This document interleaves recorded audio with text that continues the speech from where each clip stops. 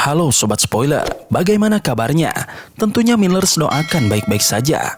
Jumpa lagi di channel Sektor Spoiler. Pada video kali ini, Millers akan bahas kelanjutan cerita dari Donghua series Perfect episode 215. Seperti biasa, Millers mau ingatkan lagi bagi Sobat Spoiler, karena video ini mengandung spoiler. Mimin sarankan untuk tonton dulu episode-episode sebelumnya, biar ngerti jalan ceritanya. Tapi buat Sobat Spoiler yang gak sabar dan udah siap dengerin kelanjutan ceritanya, langsung saja kita gas ke ceritanya. Di episode sebelumnya, petualangan membawa Si Hao dan penyihir ke Gunung Phoenix yang menyimpan kota kuno sunyi dan fenomena aneh. Mereka terperangkap dalam formasi misterius dan menghadapi makhluk ganjil serta kekuatan tak terjelaskan. Setelah menemukan telur besar bersinar di dalam gua, Si Hao teringat pada sahabat lamanya, gadis Phoenix yang telah gugur. Meskipun telur itu tak memiliki kesadaran, Si Hao menganggapnya sebagai simbol harapan dan kenangan, memutuskan untuk melindunginya. Namun, waktu terus berjalan, dan mereka harus melanjutkan perjalanan menuju lembaga Dewa Surgawi. Perjalanan mereka mencapai klimaks saat tiba di kota Kaisar Agung yang megah, dijaga oleh kekuatan kuno dan dipenuhi tokoh-tokoh hebat dari berbagai penjuru dunia. Si Hao terlibat dalam ketegangan dengan pria emas yang penuh kesombongan, namun berhasil menunjukkan kekuatannya dan memulihkan kedamaian. Di tengah kekacauan, penyihir yang menemaninya menerima warisan luar biasa, mengungkap ikatan darah dengan tokoh misterius. Kehadiran teman-teman lama membangkitkan semangat Si Hao kembali. Ketika seleksi menuju lembaga Dewa Surgawi dimulai dan makhluk setengah dewa muncul, Si Hao tahu petualangan sejatinya baru saja dimulai. Di episode selanjutnya, di tengah langit yang tenang, tiba-tiba muncul sosok buram yang diselimuti energi kacau. Ia adalah salah satu dari 3 pria parubaya yang sebelumnya ditemui Si Hao. Kehadirannya bukan tanpa alasan, ia datang untuk mengawasi langsung seleksi masuk ke institusi Dewa Surgawi. Namun, kemunculannya justru menimbulkan kegelisahan di kalangan para pembudidaya muda. Apalagi setelah diketahui bahwa peserta seleksi kini tak hanya berasal dari 3.000 provinsi Dao, tetapi juga dari surga tak terukur dan negeri-negeri kuno lainnya. Kegelisahan itu tak berakhir di situ. Pria parubaya itu menjelaskan bahwa para pendatang dari luar adalah sosok-sosok luar biasa yang sebelumnya gagal ikut seleksi karena sedang bertapa atau terjebak dalam peninggalan kuno. Meskipun hebat, mereka tetap diberi kesempatan kedua. Hal ini membuat para peserta lokal khawatir akan kehilangan kuota. Namun dijelaskan bahwa tak ada batasan slot. Siapapun yang memenuhi syarat akan diterima. Seleksi ini rupanya tak hanya soal kekuatan, tetapi juga kesiapan menjalani misi penting. Para peserta diminta memahami dan menandatangani kontrak aliansi kuno, sebuah perjanjian kuno yang menghubungkan mereka dengan kota Kaisar, tempat penuh bahaya yang hanya dimasuki pejuang kuat. Banyak peserta merasa belum siap, tapi sang pengawas menegaskan bahwa peran mereka bukan untuk mati sia-sia, melainkan untuk mencegah makhluk dari sisi lain menembus dunia mereka. Tugas mereka adalah memburu orang-orang yang telah terinfeksi aura jahat dan berubah menjadi makhluk kegelapan. Para penyusup ini mampu menyamar di antara manusia biasa dan hanya bisa dikenali oleh mereka yang memiliki indera ilahi. Si Hao pun teringat peristiwa besar yang pernah ia alami dan segera menyampaikan informasi penting itu kepada sang pengawas, termasuk tentang bola mata misterius dan altar yang menghubungkan 2 dunia. Informasi itu begitu mengagetkan hingga sang pria meminta agar rahasia itu tidak disebarkan demi menghindari kepanikan. Seleksi pun dimulai. Para peserta boleh membentuk kelompok kecil hingga 5 orang. Si Hao segera membentuk tim bersama Cao Yuseng, Cao Gongyan, dan gadis naga. Meski mencoba membujuk penyihir lama mereka dan merayu Yue Chan dengan candaan khasnya, hasilnya tetap nihil. Bahkan godaan konyol tentang anak mereka membuat Yue Chan nyaris marah besar. Meskipun Si Hao mengatakannya lewat transmisi suara agar tak menjadi aib publik. Ketika mereka bersiap memulai perjalanan, 2 makhluk agung muncul dengan kabar mengejutkan. Seekor anak kilin putih muncul dekat kota kuno. Siapapun yang berhasil menangkapnya akan mendapat dukungan penuh dari institusi Dewa Surgawi. Seluruh peserta pun dipenuhi semangat baru. Para tokoh besar menduga kilin itu berkaitan dengan Raja Abadi Reinkarnasi, yang mungkin telah menanam benih takdir ini sejak lama. Dengan langit yang bergemuruh dan ujian besar di depan mata, para pejuang muda bersiap menorehkan sejarah. Si Hao dan rombongannya memulai perjalanan kembali ke kota tempat kilin kecil terakhir terlihat. Kali ini mereka tidak melewati jalur biasa, melainkan menggunakan formasi khusus buatan 3 ahli besar yang mempercepat perjalanan yang seharusnya memakan waktu berbulan-bulan. Meski begitu, si Hao sadar bahwa menemukan kilin kecil bukanlah hal yang mudah.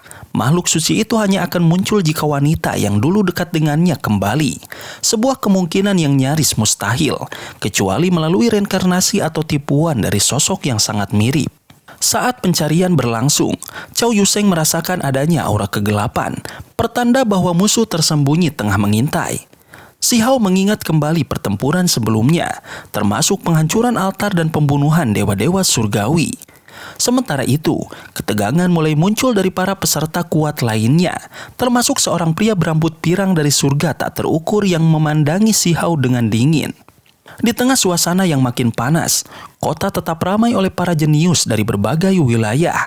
Semuanya berharap menjadi orang pertama yang menjalin ikatan dengan kilin putih. Kemunculan tokoh-tokoh kuat seperti 10 Raja Mahkota, kaum abadi yang diasingkan, sang penyihir dan Yue Chan menambah tekanan. Sosok paling menarik perhatian adalah Ning Chuan, pria berpakaian putih dengan rambut perak yang memancarkan aura suci. Pola di dahinya yang dikira pola naga ternyata adalah jejak kilin. Legenda mengatakan bahwa sejak lahir ia ditakdirkan untuk hal besar. Bahkan kilin putih pernah dikabarkan bersemayam di tanah kelahirannya. Si Hao mulai merasa tidak tenang. Ia tahu dari pengalaman batinnya di masa lalu bahwa kilin kecil itu dulunya dimiliki oleh seorang wanita muda yang bukan Ning Chuan. Jika kini kilin mengakui Ning Chuan, maka ada sesuatu yang salah. Keadaan makin rumit ketika diketahui bahwa proyeksi kilin disembunyikan secara sengaja dan hanya sedikit yang bisa melihatnya. Setelah setengah bulan, kilin mulai menunjukkan ekspresi bahagia, tanda bahwa ia mulai menerima seseorang. Rumor tentang kilin yang akan memilih tuannya tersebar cepat. Kota itu pun gempar. Apakah benar sang kilin sedang menunggu seseorang yang bereinkarnasi? Apakah ini pertanda keterlibatan Raja Abadi Reinkarnasi 6 Dao? Ketika Ning Chuan tiba-tiba menghilang, para tokoh besar segera bergerak. Si Hao pun tak tinggal diam. Mereka semua menuju satu tujuan, lokasi tempat kilin diyakini berada. Di tengah perjalanan, mereka menghadapi bahaya besar, dari tornado hitam hingga roh-roh meraung dan makhluk bersayap hitam yang mengerikan. Akhirnya, mereka tiba di hutan pegunungan yang sunyi, penuh genangan darah dan mayat. Seorang pembudidaya nekat mencoba masuk lebih dulu, tapi langsung lenyap. Ketegangan memuncak ketika pola kilin di dahi Ning Chuan bersinar, memanggil kilin kecil yang akhirnya muncul dari dalam gunung. Namun bukan hanya kilin yang muncul, di sampingnya berdiri seorang wanita muda dengan aura dao abadi. Si Hao terdiam dan menggunakan mata surgawi untuk melihat lebih dekat. Saat menyadari siapa wanita itu, tubuhnya membeku dan dengan suara bergetar ia berbisik, "Ini dia, ini benar-benar dia. Mungkinkah dia telah bereinkarnasi di dunia ini?" Di puncak gunung yang telah runtuh, suasana berubah mencekam saat cahaya keberuntungan dan energi kacau melonjak ke langit. Dari balik kabut putih yang menari-nari, muncul seekor kilin putih kecil diikuti oleh seorang wanita muda lincah yang ternyata adalah kelinci giok bulan. Tempat itu sendiri tampak seperti tanah suci kuno, dipenuhi energi dao yang kental dan aura keabadian yang masih tersisa, meski telah tersegel selama entah berapa lama. Kejutan menyebar saat orang-orang menyadari siapa gadis muda itu. Dengan rambut perak panjang dan mata merah rubi yang berkilau, ia tak lain adalah kelinci kecil yang dulu dikenal oleh si Hao. Namun kini, ia tampil dalam wujud dewasa dan memancarkan kekuatan misterius. Kemunculannya menimbulkan berbagai spekulasi. Ada yang mengira ia berasal dari zaman kuno, padahal ia adalah makhluk dari era sekarang yang telah berkembang pesat. Kelinci kecil itu tampak cemas dan segera berlari menghampiri si Hao, meminta perlindungan. Keberadaannya di sisi kilin membuat banyak orang tergoda untuk merebut makhluk langka itu darinya. Kali ini ia menjadi pusat perhatian dengan keberanian dan kepercayaannya pada si Hao, bahkan menyapanya dengan sebutan paman, membuat pemuda itu jengkel setengah mati. Ketegangan meningkat saat Ning Chuan muncul dengan kekuatan yang mengejutkan semua orang. Saat seorang serigala surgawi mencoba mencuri kilin, Ning Chuan menghajarnya dengan teknik dahsyat yang membentuk sosok kilin raksasa bercahaya. Serangannya begitu kuat hingga membuat semua orang terpana. Kilin kecil tampak bimbang antara memilih Ning Chuan yang kuat atau gadis muda yang telah menemaninya. Akhirnya, keputusan dibuat. Kilin putih kecil itu melompat ke dalam pelukan kelinci giok bulan. Ning Chuan dan pemuda pirang dari surga tak terukur segera menyerang. Namun, sebelum mereka sempat mendekat, Si Hao maju dengan dua teknik legendaris, tinju reinkarnasi dan teknik Dewa Willow. Ia menghentikan serangan ganda mereka dalam ledakan luar biasa yang mengguncang pegunungan. Saat debu mereda, Si Hao tetap berdiri tegak tanpa luka sedikit pun, seperti gunung abadi yang tak tergoyahkan. Lawan-lawannya hanya bisa terpaku, sadar bahwa untuk merebut Kilin, mereka harus melewati Si Hao, sesuatu yang tampaknya mustahil. Sementara itu, kelinci giok bulan memeluk Kilin kecil erat-erat, tersenyum tenang meski berada di tengah bahaya. Ia tahu selama Si Hao berdiri di sana, tak ada yang bisa menyentuh Kilinnya. Di tengah ketegangan itu, Si Hao berdiri sendiri, menjadi penghalang di jalur para pesaing, termasuk Ning Chuan dan seorang pria berambut pirang dari surga yang tak terukur. Pria pirang itu dengan angkuh menyatakan bahwa Kilin putih harus menjadi miliknya. Ia yakin darah Kilin memiliki nilai luar biasa bagi leluhur klannya dan akan membuka masa depan yang gemilang. Namun, keangkuhan ini tak menggoyahkan Si Hao sedikit pun. Meski dihadapkan pada lawan-lawan kuat, ia tetap tenang, tak menunjukkan rasa takut. Di tengah adu kekuatan dan pengaruh, Ning Chuan pun menyatakan keinginannya atas Kilin tersebut. Ia percaya ada takdir yang mengikatnya dengan makhluk suci itu. Ketegangan makin meningkat ketika pria pirang menyiratkan ancaman halus tentang kekuatan klan mereka di surga yang tak terukur. Si Hao membenci ancaman, walau wajahnya tetap tenang. Aura tekanan yang tak terlihat mulai menyebar dari tubuhnya, memenuhi udara. Di tengah suasana yang kian menegang, seekor kelinci mungil berbulu putih, kelinci giok bulan, ikut campur, marah karena ada yang mencoba merebut Kilin kesayangannya, yang ia panggil dengan manja sebagai putih kecil. Beberapa pembudidaya asing dari surga yang tak terukur mulai maju, mendukung pria pirang. Namun, mereka tidak sendiri. Dari pihak Si Hao, muncul Chang Gongyan, gadis naga, dan Cao Yuseng yang siap berdiri bersamanya. Sementara itu, tokoh-tokoh besar seperti 10 Raja Mahkota dan Si Yi hanya mengamati dari kejauhan, menunggu saat yang tepat. Di tengah keramaian itu, kelinci kecil menggendong Kilin sambil melontarkan komentar tajam. Cao Yuseng bahkan berseloroh ingin memanggang Kilin tersebut, membuat makhluk mungil itu ketakutan dan nyaris melarikan diri. Suasana yang tadinya tegang sedikit mencair karena candaan ini, meski tetap dipenuhi kewaspadaan. Namun, ketegangan kembali memuncak ketika pria pirang menyerang terlebih dahulu. Ia mengayunkan tombak emas yang memancarkan kekuatan luar biasa, menciptakan kilatan cahaya yang menembus ruang. Serangannya cukup kuat untuk membunuh dewa surgawi. Namun, Si Hao menghadapi semua itu dengan tangan kosong, menggunakan telapak tangannya untuk memukul tombak tersebut, menciptakan percikan dan ledakan energi yang menghancurkan pegunungan di kejauhan. Tombak emas itu yang terbuat dari emas abadi ekliptik ternyata terlalu menggoda bagi pedang milik Si Hao, pedang abadi. Pedang itu haus akan logam suci dan segera menyerap esensi tombak tersebut, menghancurkannya menjadi serpihan logam tak berguna. Sebagai hasilnya, pedang itu memancarkan cahaya keemasan yang menghubungkan langit dan bumi, menghadirkan bayangan suci yang tampak seperti dewa yang naik ke keabadian. Melihat situasi berubah, para pembudidaya asing lainnya ikut menyerang Si Hao. Namun, dengan kekuatan tangan kosong dan teknik kaisar petirnya, ia menghadapi mereka semua. Tinju-tinjunya menyala dengan kilatan petir, menghancurkan pertahanan lawan satu demi satu. Ia bertarung sendirian, tapi seolah-olah satu dewa perang sedang menantang puluhan pejuang. Dalam waktu singkat, tubuh-tubuh mulai berjatuhan. Si Hao menghancurkan dada salah satu lawan, memukul yang lain hingga tubuh mereka berantakan dan terhempas ke tanah. Para pembudidaya asing pun mulai ketakutan. Bahkan pria pirang yang telah berubah wujud menjadi tubuh emas tak bisa menahan serangan Si Hao. Tinju Si Hao menghantam punggungnya dengan kekuatan yang menggetarkan langit, membuat darah mengalir dari ketujuh lubang di wajahnya. Melihat kekalahan demi kekalahan, Ning Chuan memutuskan untuk bertindak cepat, mencoba merebut Kilin dari tangan kelinci kecil. Namun, Si Hao segera kembali, memblokirnya dan menghadapi dua lawan tangguh sekaligus.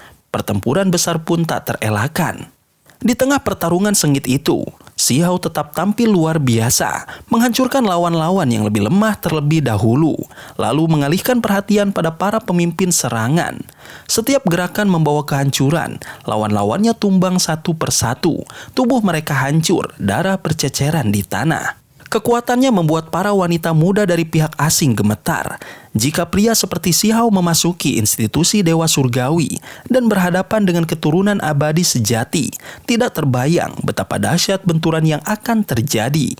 Xiao berhadapan langsung dengan Ning Chuan, dua tuan muda yang masing-masing telah membentuk 3 helai energi abadi. Keduanya adalah tokoh luar biasa, keberadaannya seakan melampaui seluruh 9 surga dan 10 bumi. Pertarungan mereka bukanlah hal asing. Mereka telah bertempur berkali-kali sebelumnya. Musuh lama yang kini kembali bentrok dalam pertempuran yang penuh dengan kekuatan dan amarah. Ning Chuan, biasanya tenang dan menjauhi keributan, kini menunjukkan sisi yang berbeda. Ia datang dengan niat membunuh, dipenuhi dendam akan penghinaan masa lalu. Penampilannya memukau, pakaian putih bersih, rambut perak yang memanjang, dan paras tampan yang melampaui keagungan. Namun kali ini, keindahan itu bersanding dengan kekuatan yang menggetarkan langit. Dentuman hebat mengguncang langit ketika Ning Chuan melepaskan kekuatannya. Ia menyerang Xiao dengan teknik luar biasa. Matanya membentuk simbol dan diagram surgawi terpancar di punggungnya. Jejak kilin yang ia bentuk meledak bersama teks tulang yang memancarkan cahaya menyilaukan. Pertarungan pun berlangsung sengit. Di hadapan Xiao, kebanyakan orang akan hancur sebelum bisa menyentuhnya. Tubuh fisiknya setangguh baja ilahi, sedangkan kebanyakan musuh hanyalah porselen rapuh. Namun Ning Chuan bukan sembarangan musuh. Ia mampu bertahan, bahkan menyerang balik dengan percaya diri dan keangkuhan. Seperti seorang raja ilahi yang agung, Ning Chuan melayang di udara, memancarkan martabat dan aura transendensi.